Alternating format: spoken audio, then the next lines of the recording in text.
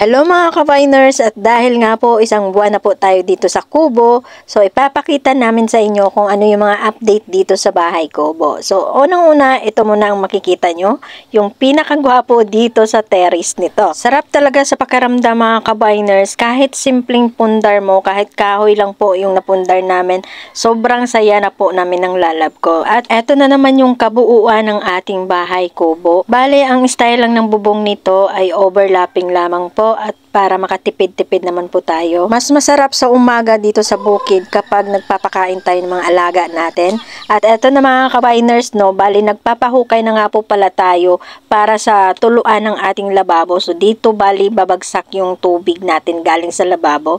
At eto na naman yung ating napundar ulit, karagdagang gamit dito sa bahay Kubo, bali automatic washing machine. So hindi na natin alalahanin yung kuryente nito dahil inverter na nga po nito. At dito na naman sa likod mga ka-Viners, isang butas na naman ang makikita natin na kung saan ito po yung gagawin balang araw na septic tank natin sa ating magiging CR. So ayan yung update natin sa ating bahay Kubo mga ka-Viners, no, dito sa bandang likodan.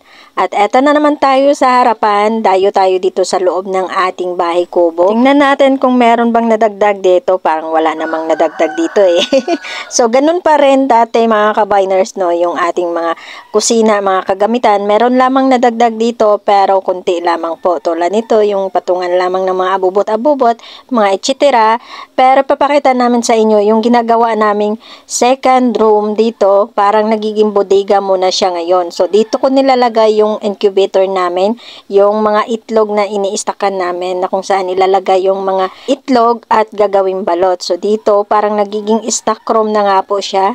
At eto, ipapakita ko rin po sa inyo yung laman ng ating incubator. Pasensyahan nyo na po pala yung boses ko mga ka-Viners dahil medyo mamaos-maos pa po tayo. At eto na nga yung laman mga ka-Viners, yung ating incubator.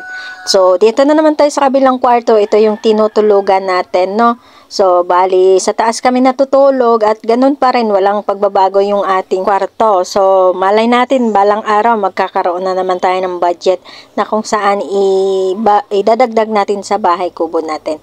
So, ato na nga, lalabas tayo. Makikita na naman natin yung pinakagwapo sa buhay ko. Ganito talagang lalab ko sa tuwing umaga habang nagkakape. Nagre-relax talaga, nakaharap doon sa mga sagingan, sa mga puno ng nyog kasi masarap talaga sa pakiramdam. Nalalanghap mo yung fresh air at nakikita mo yung mga ibon naghuhuni. Kay sarap talaga. So, ato mga ka-Viners, no. So, yun muna yung ating update dito sa ating bahay Kubo. Bali, first month na natin ngayon. And ayan na nga, maraming salamat po sa panunood mo hanggang dito. So, ito yung mga nabago natin dito sa kusina pala.